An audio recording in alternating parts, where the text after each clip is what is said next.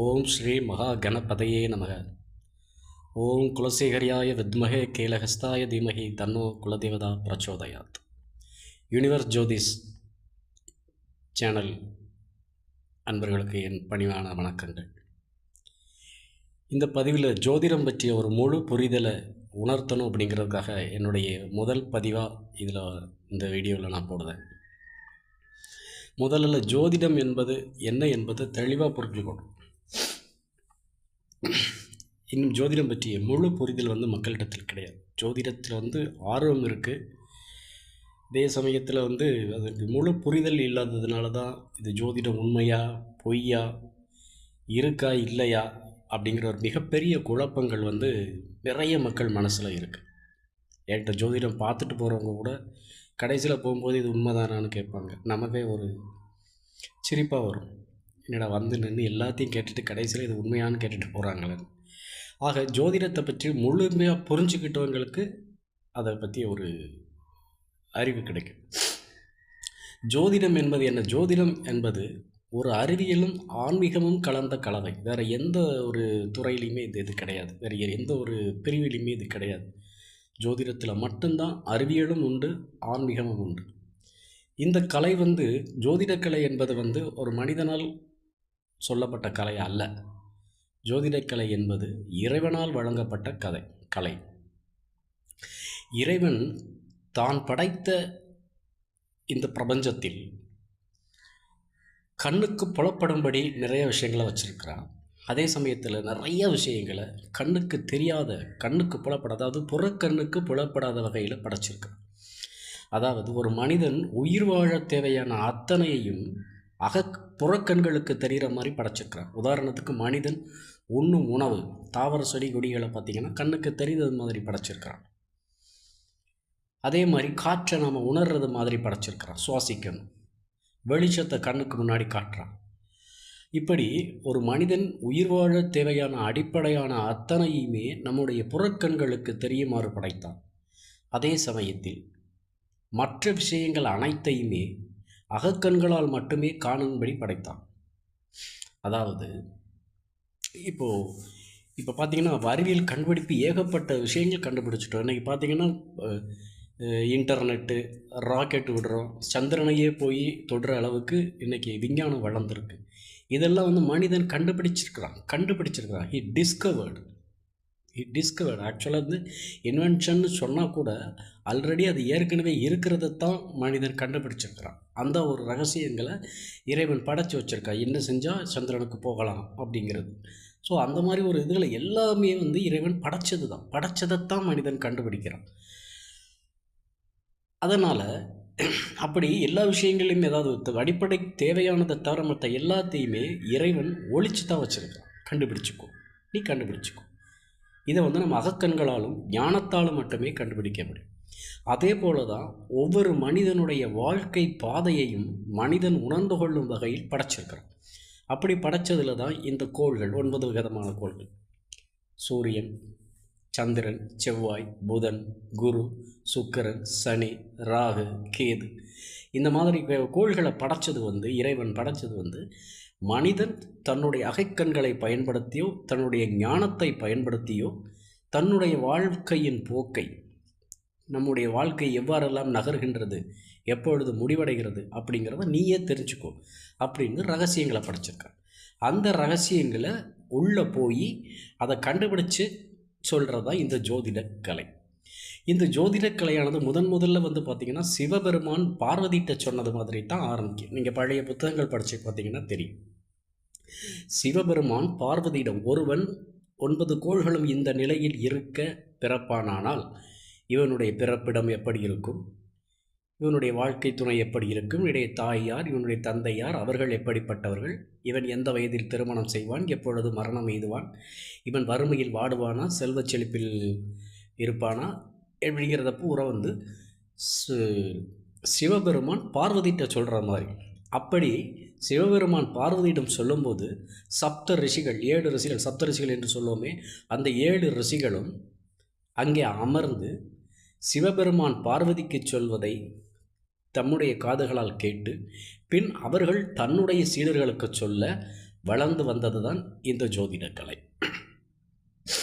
எல்லாம் சொல்கிறோம் ரைட்டு, ஆனால் இது எந்த அளவுக்கு உண்மை, சிவபெருமானியை பற்றியே இன்னும் முழுமையாக என்னால் தெரிஞ்சுக்க முடியல. உண்மையிலேயே சிவபெருமான் இருக்காரா இல்லையாங்கிறது. அப்படி இருக்கும்போது இது எப்படி தெரிஞ்சுக்கலாம்? ஜோதிடம் என்பது இறைவனை போன்றது. கல் என்றால் அது வெறும் கற்சிலை, கடவுள் என்றால் தான் கடவுள். அதே போல் தான் ஜோதிடம். நம்பிக்கை வைத்தால் மட்டுமே அது உங்களுக்கு பிடிபடும். நம்பிக்கை இல்லாதவர்களுக்கு எதுவுமே கிடையாது என்பது தான் உண்மை. ஏனென்றால் இது தெய்வீக கலை, சாதாரணமான ஒரு அறிவியல் சம்மந்தப்பட்டது மட்டுமல்ல, ஆன்மீகம் சம்மந்தப்பட்டதும் கூட. ஆகவே முதலில் நம்பிக்கை வேண்டும். ஜோதிடத்தின் மீது நம்பிக்கை வைக்கும் பொழுது உங்களுக்கு அது புலப்படும். ஜோதிடத்தை கற்றுக்கொள்வதே ஒரு மிகப்பெரிய கஷ்டம். ஜோதிடம் கற்றுக்கொள்ளும் பாக்கியம் எல்லோருக்கும் கிடைக்காது. ஜோதிடத்தை கற்றுக்கொள்ள வேண்டுமென்றால் அதற்கென்று உங்களுடைய பிறப்பு, உங்களுடைய ஜாதகம், யார் கற்றுக்கொள்ள விரும்புகிறார்களோ அவர்களுடைய ஜாதகம் அதை கற்றுக்கொள்வதற்கான அமைப்போடு இருக்க வேண்டும் என்பதுதான். ஆனால் இன்று பெரும்பாலும் ஜோதிடத்தில் ஒரு ஜோதிடம் சொல்வதில் 1-2 விஷயங்கள் மட்டுமே சரியாக இருப்பது போல் தோன்றுகிறது. மற்ற எல்லாமே தோல்வியடைந்து விடுகிறது என்று தான் எல்லோருமே சொல்கிறார்கள். அதற்கு காரணம் வேறு. இப்போ உதாரணத்துக்கு நம்ம யூடியூப் சேனலையே எடுத்துக்குவோம். யூடியூப் சேனலில் ஒரு கிரகப்பெயர்ச்சி வருகிறது என்று வைத்துக்கொள்வோம். சனி பகவான் கும்பராசியில் இருந்து மீனராசிக்கு கிரகப்பெயர்ச்சி ஆகிறார். அந்த இந்த பெயர்ச்சி சமயத்தில் பார்த்தீங்கன்னா உங்களுக்கு யூடியூப்பில் ஒரு 500-1000 பேர் வீடியோ போடுறாங்க. சனி பகவான் கும்பராசியிலிருந்து மீனராசிக்கு செல்வதால் இந்த ராசிக்காரர்களுக்கு கோடீஸ்வரராகும் யோகம். உதாரணத்துக்கு ஒரு விருச்சிக ராசியை சொல்லுகிறார்கள் என்று வைத்துக்கொள்வோம். கும்பராசியில் இருந்து சனி பகவான் மீன ராசிக்கு செல்வதன் காரணமாக விருச்சிக லக்னக்காரர்களுக்கு கோடீஸ்வரராகும் யோகம் உண்டு. லாட்டரியில் 25 கோடி அடிக்கும். சரி, ஏற்றுக்குவோம், இருக்கலாம். விருச்சிக ராசி அப்படிங்கிறது 30 டிகிரி. இந்த 30 டிகிரியில் ஒவ்வொரு டிகிரிக்கும் ஒவ்வொருத்தர் பிறந்திருப்பாங்க. ஒரு டிகிரியிலேயே 500 பேர் 1000 பேர் பிறந்திருப்பாங்க. ஒரு கேரளா லாட்ரி குழுக்கள் அந்த டயத்தில் நடக்குது. நீங்கள் சொல்கிற டயத்தில் 25 கோடி ரூபா பரிசுங்கிறது ஒருத்தருக்கு தானே கிடைக்கும், எத்தனை பேருக்கு கிடைக்கும்? ஆனால் சொல்கிறது எல்லாம் என்ன சொல்கிறாங்க? விருச்சிக ராசிக்காரர்கள் அனைவருக்கும், விருச்சிக ராசிக்காரர்களுக்கு கோடீஸ்வரராகும் யோகம், லாட்டரியில் 25 கோடி அடிக்கும் நேரம், பாக்கியம் என்று சொல்கிறார்கள். கிடையாது, அது கிடையாது. அதாவது உதாரணத்துக்கு தேவகேரளம் என்ற ஒரு ஜோதிட புத்தகம் உண்டு. இந்த ஜோதிட புத்தகமானது இதில் இந்த 30 டிகிரி விருச்சிக ராசின்னு இப்போ நீங்கள் எடுத்துக்கிட்டிங்கன்னா, ஏதோ ஒரு ராசி எடுத்துக்கிட்டிங்கன்னா ஒவ்வொரு ராசிக்கும் 30 டிகிரி உண்டு.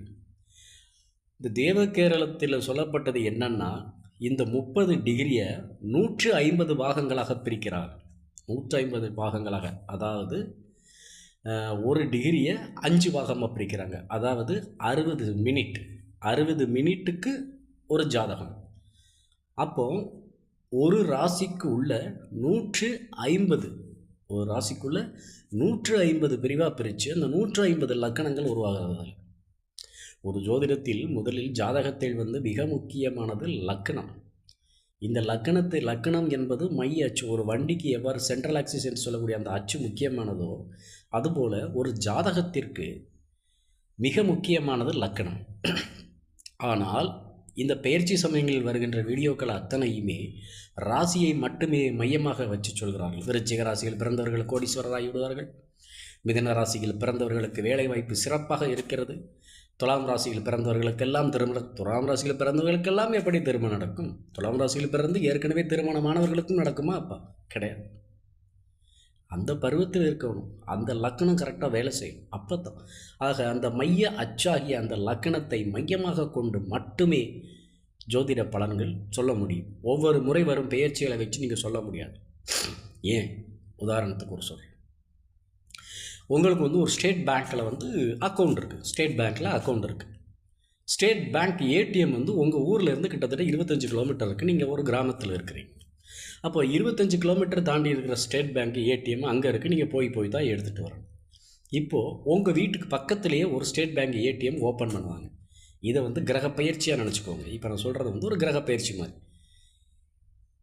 ஸ்டேட் பேங்க் ஏடிஎம் உங்கள் வீட்டுக்குள்ளே அப்போ உங்கள் வீட்டிலே பக்கத்தில் திறப்பதனால் அந்த கிரக பயிற்சி வருவதனால் அப்படி எடுத்துக்கணும். உங்கள் வீட்டிற்கு அருகிலேயே ஸ்டேட் பேங்க் ஏடிஎம் திறப்பதனால் உங்களுக்கு பணம் வரவு ஈஸியாக இருக்கும். எப்படி இருக்கும்? ஸ்டேட் பேங்க்கில் உங்களுக்கு அக்கௌண்ட் இருக்கணும். முதல்ல அக்கௌண்ட்டில் உங்களுக்கு காசு இருக்கணும். காசு இருந்தால் மட்டும்தான் உங்கள் வீட்டுக்கு பக்கத்தில் திறந்திருந்தாலும் தூரமாக திறந்திருந்தாலும் நீங்கள் எடுக்க முடியும்.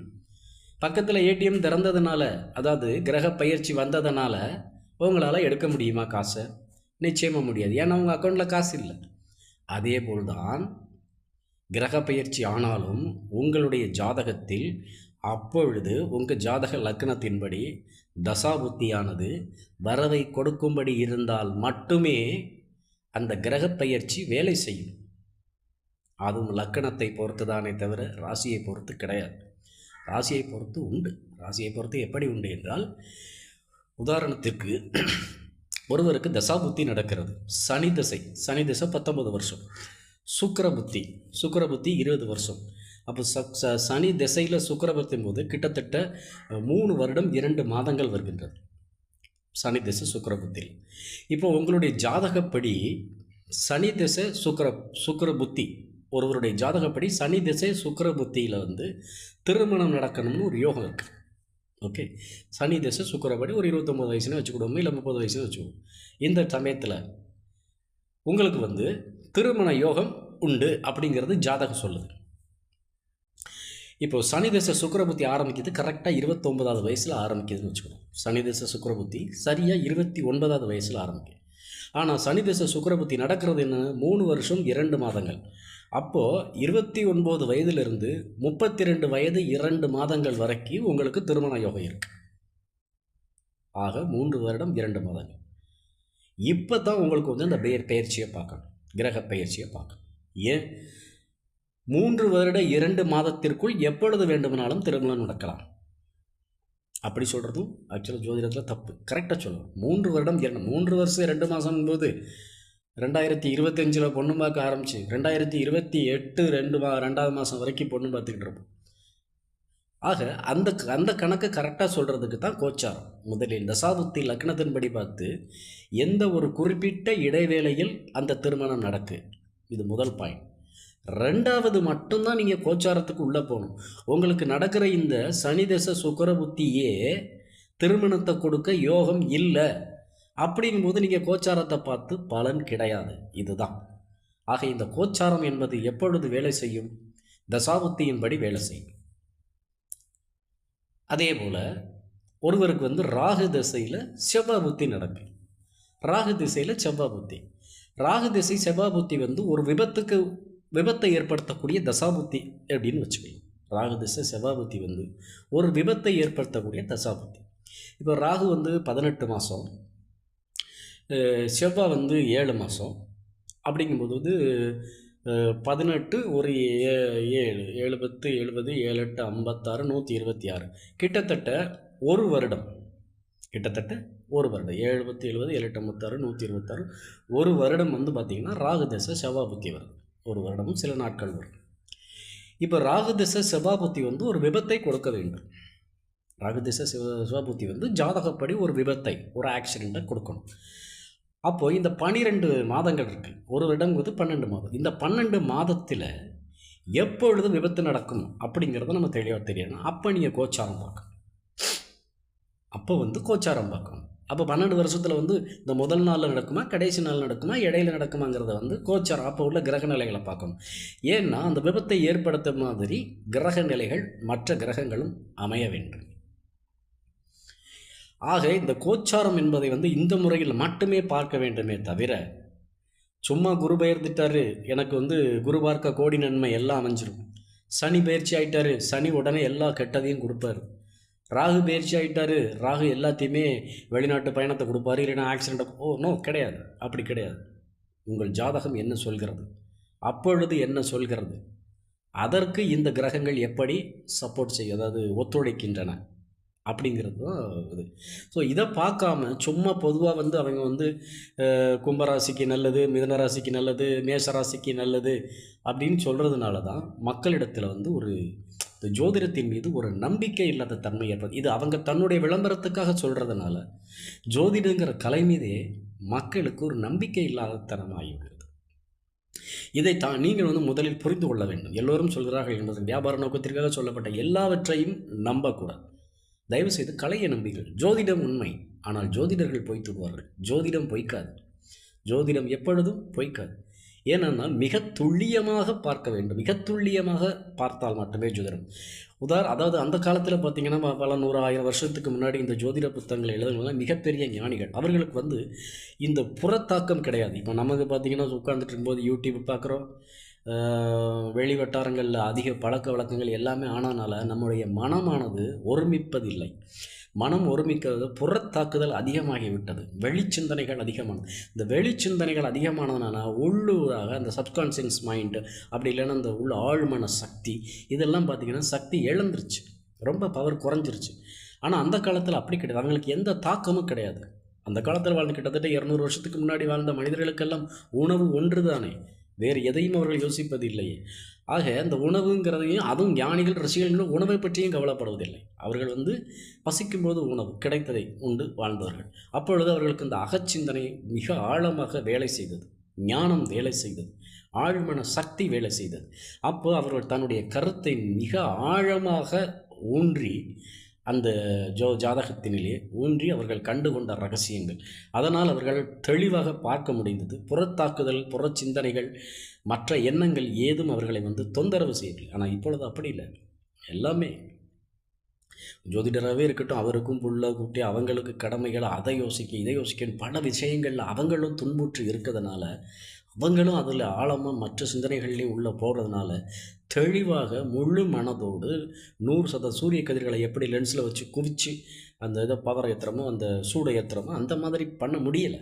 அதனால் உங்களுக்கு ஜோதிடத்தில் சில தவறுகள் நடக்கின்றன. இந்த காலகட்டத்தில், அதாவது இப்போது 500,000 வருஷத்துக்கு முன்னாடி உள்ள அந்த கண்டுபிடித்த ரசிகர்கள், ஞானிகள், ஜோதிடர்கள் எல்லாமே 100% துல்லியமாக பலன் சொல்லக்கூடியவர்கள், 100%. ஆனால் இப்போது ஒரு 50-60% ஓரளவு தெளிவாக சொன்னால் கூட மிகச்சிறந்த ஜோதிடர் அப்படிங்கிற அளவுக்கு ஆகிருச்சு. ஏன்னா நான் ஒரு புக்கில் படித்த ஒரு மிகப்பெரிய ஜோதிடர், 20ஆம் நூற்றாண்டில் உள்ளவர், நிறைய புத்தகங்கள் எழுதியிருக்கிறாரு. அவர் சொல்லும்போதே, நான் ஒரு இடத்துல ஜாதகம் பார்த்தோம்னா கேள்வி பதில் எல்லாத்தையும் அந்த புக்கில் போட்டிருப்பார்.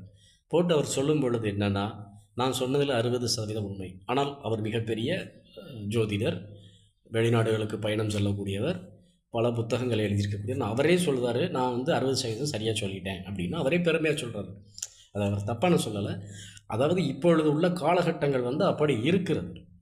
ஏன்னா நம்ம வாழ்ந்துக்கிட்டு இருக்க காலம் அறிவியல் யுகம். அறிவியல் யுகத்தில் இருக்கிறதுனால இந்த ஆன்மீகம் கொஞ்சம் தடைபட்டு போகுது. ஆனால் முழு ஆன்மீகம் இருக்கணும், இந்த ஞானம் இருக்கணும்.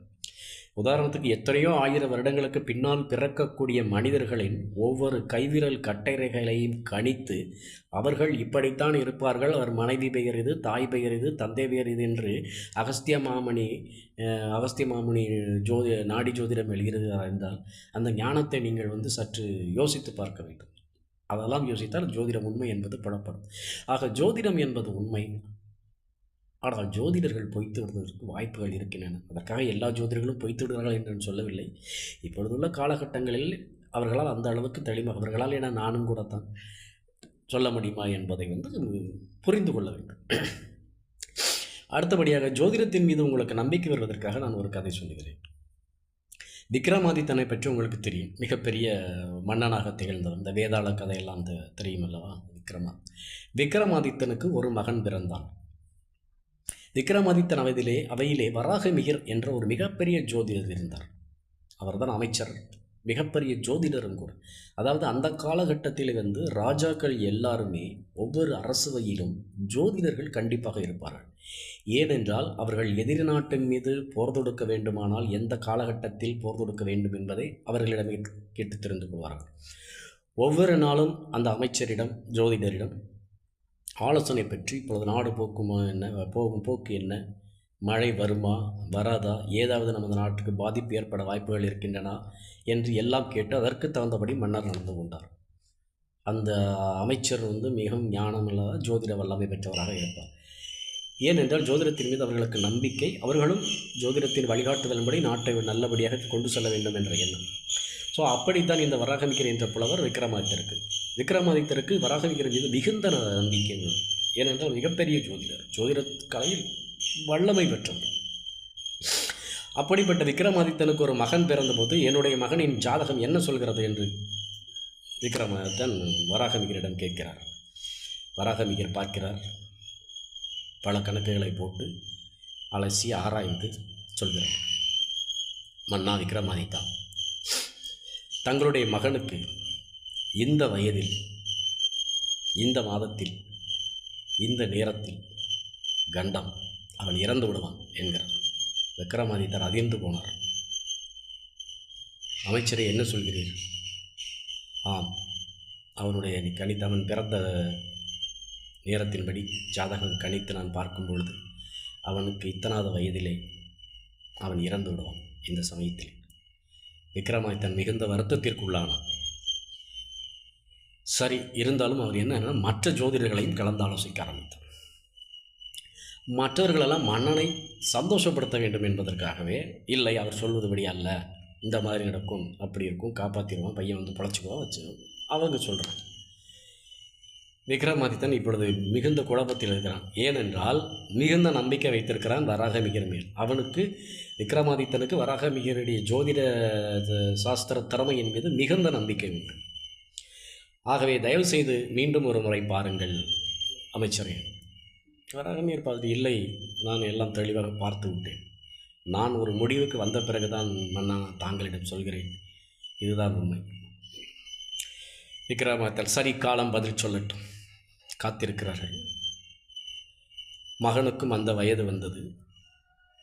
அவன் மரணித்து விடுவான் என்று சொல்லப்பட்ட அந்த மாதம் வந்தது. அவன் மரணித்து விடுவான் என்று சொல்லப்பட்ட அந்த தேதியும் வந்தது. திரும்பவும் அழைக்கிறார் விக்ரமாதித்தன். வராகமிகரை அழைத்து, அமைச்சரை, இப்பொழுது பாருங்கள். அப்பொழுது சொல்கிறார், இல்லை மன்னா, நான் ஒரு முறை சொன்னால் சொன்னது தான். நான் முதலிலேயே உங்களிடம் சொல்லிட்டேன், நான் ஜோதிடன். நான் இந்த கலையில், இந்த சாஸ்திர கலையில் வல்லமை பெற்றவன். நான் முழுமையாக அதை உணரும் வரையில் நான் சொல்ல மாட்டேன். இப்பொழுது உணர்ந்தேன், சொல்லிவிட்டேன். காலம் குறித்தாகிவிட்டது, அதற்கான நாளும் நெருங்கியாகிவிட்டது. வராகமிகர் சொன்ன அந்த மாலை நேரம் 5 மணி, ஒரு 5:30 மணி ஒரு நேரத்தை அவர் குறிப்பிட்டிருக்கிறார். அந்த நாள் அன்று மாலை வரப்போகிறது. காலையில் விக்ரமாதித்தன் மீண்டும் ஆலோசனை செய்துவிட்டு, சரி, நீங்கள் சொன்னபடி 5 மணிக்கு என் மகன் மரணித்து விடுவான் என்று விக்ரமாதித்தன் என்ன செய்தான் என்றால், அவனுடைய அரண்மனை பல மாடிகளை கொண்டது. எனவே தன்னுடைய மகனை மாடியிலே அமர வைத்து, கீழே இருக்கக்கூடாது, இருந்தால் வேறு யாராவது வந்து கொலை செய்து விடுவார்கள் என்று எண்ணி, இதில் என்ன என்றால், அவர் என்ன சொல்லியிருக்கிறார் என்றால், வராகமிகர், உன்னுடைய மகன் ஒரு கரடியால் கொல்லப்படுவான் என்று சொல்லிவிட்டார். ஒரு மகன் கரடியால் கொல்லப்படுவான். அப்பொழுது விக்ரமாதித்தன், வெளியில் இருந்தால் தானே கரடி வர்றதற்கு வாய்ப்பு இருக்கு என்று அரண்மனையை விட்டு அவனை வெளியே செல்லவில்லை. கீழே இருந்தால் தானே ஒருவேளை கரடி நுழைந்தால் கூட கொல்ல வாய்ப்பு இருக்கிறது என்று அவனை மாடி மேலே, 2, 3வது மாடி மேலே மகனை அமர வைத்து ஒவ்வொரு தளத்திலும் பலத்த பாதுகாப்பு போட்டுவிட்டார். உதாரணத்திற்கு, மகன் 3வது மாடி மீது இருக்கிறான். அரண்மனையை சுற்றி காவலாளிகள், அரண்மனைக்கு உள்ளும் காவலாளிகள், படிக்கட்டில் காவலாளிகள், எல்லா மாடியிலும் காவலாளிகள் அமைத்துவிட்டு காத்திருக்கிறார்கள். மணி 1 ஆகியது, மாலை 2 ஆகியது, 3 ஆகியது, 4 ஆகியது. வராகமிகர் சொன்ன 5 மணி ஆக வேண்டும். இப்பொழுது மணி 4. எல்லோரும் படபடத்து இருக்கிறார்கள். விக்ரமாதித்தன் கீழே, அரண்மனையிலே கீழே அத்தனை அமைச்சர்களோடும் புலவர்களோடும் அமர்ந்திருக்கிறார். 4, 4:30, 5 மணி ஆகிவிட்டது. விக்ரமாதித்தர் கேட்கிறார், இப்பொழுது வராகமிகரே, இப்பொழுது சொல்லுங்கள், நான் சொன்ன சமயம் கடந்து விட்டது, உன் மகன் இறந்திருப்பான் என்கிறார். விக்ரமாதித்தனுக்கு இப்பொழுதும் ஆச்சரியம் தாங்கவில்லை. நாம் எல்லோரும் இங்கே இருக்கிறோம், எங்கிருந்து கரடி வந்தது, எப்படி கொன்றது? காவலாளிகள் அழைத்தார், என் மகனை அழைத்து வாருங்கள் என்று. கீழிருந்து காவலாளி மாடிக்கு செல்கிறார். சென்று சற்று நேரத்தில் ஒரு காவலாளி ஓடி வந்து, அரசே, தங்கள் மகன் இறந்து விட்டான் என்று சொல்கிறார். மிகவும் ஆச்சரியம். யாரும் செல்லவில்லை, கரடி, இவர் சொன்னவாறு கரடியும் செல்லவில்லை. என்று பார்த்தால், விக்ரமாதித்தனின் மகன் அந்த அறைநிலை அடைபட்டு கிடந்து போர் அடித்து மாடி மீது ஏறி மொட்டை மாடிக்கு சென்றிருக்கிறார். மொட்டை மாடிக்கு செல்லும்போது இந்த மொட்டை மாடியை சுற்றி அரண்மனைகளில் மேல் கைப்பிடி சுவர்களிலெல்லாம் பொம்மைகள் இருக்கும். இப்போ இது கோவில்களில் அமைத்திருக்கிறார்களே ராட்சத பொம்மைகள், சிங்கம் அந்த மாதிரி.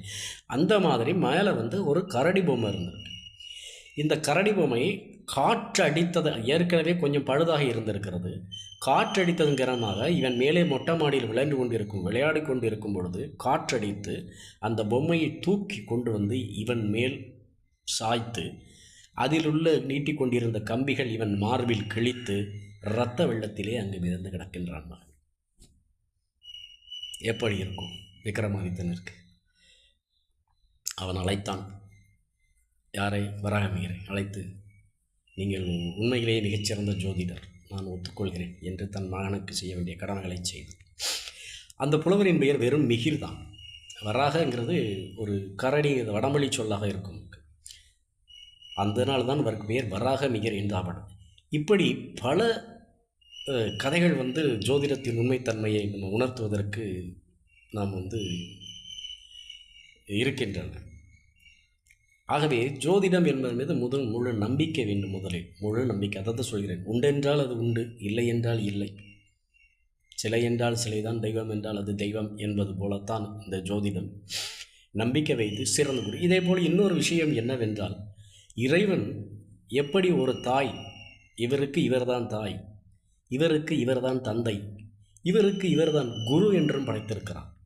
சிலருக்கு வந்து சில ஜோதிடர்கள் செட் ஆக மாட்டார்கள். இப்போது நிறைய பேர் பார்த்தீங்கன்னா எல்லோரும் போய் அலையாக மோதுவாங்க. ஆனால் ஒருத்தர் 2 பேர் சொல்லுவாங்க, எனக்கு அந்த ஜோசியர் செட் ஆகலை, நான் கேட்டதுக்கப்புறம் அவர் சொன்ன எதுவுமே விளங்கலை. ஆனால் சிலர் சொல்லுவாங்க, அவர் சொல்கிறது ரொம்ப கரெக்டாக இருக்குது அப்படிம்பாங்க. இதற்கு காரணம் என்ன என்றால், இறைவன் எப்படி தாய் தந்தையை தனித்தனியாக படைத்தானோ, இவருக்கு இவர் தான் தாய், இவர் தான் தந்தை என்று, அதே போல் இந்த குரு என்பவரையும் படைத்திருக்கிறார். அவரிடம் சென்றால் மட்டுமே உங்களுக்கு சிறந்த வழிகாட்டுதல் கிடைக்கும். அந்த குருவை நீங்கள் வந்து தேட வேண்டும். ஒரு முறை ஒருவரிடம் செல்லும் பொழுது அவர் சொல்வது உங்களுக்கு வந்து சரியாக மனதில் படவில்லை என்றாலோ, இல்லை அது நடக்கவில்லை என்றாலோ, தயவு செய்து குருவை மாற்றுங்கள். இறைவன் வந்து உங்களுக்கென்று வேறொருவரை வைத்திருக்கிறார் குருவாக. நீங்கள் அவரிடம் சொல்லுங்கள். அவர் சொல்வது உங்களுக்கு தெளிவாக பட்டது என்றால் அவரை வந்து எப்பொழுதும் ஃபாலோ பண்ணுங்கள். ஏன் அப்படின்னா, அதே மாதிரி ஒரு தடவை நீங்கள் வந்து அவரை பிடிச்சிருச்சுன்னா திரும்ப நீங்கள் அவரை விட்டு வேறு நகராங்க. அவருடைய கருத்துக்களை மட்டுமே நீங்கள் கேட்க வேண்டும்.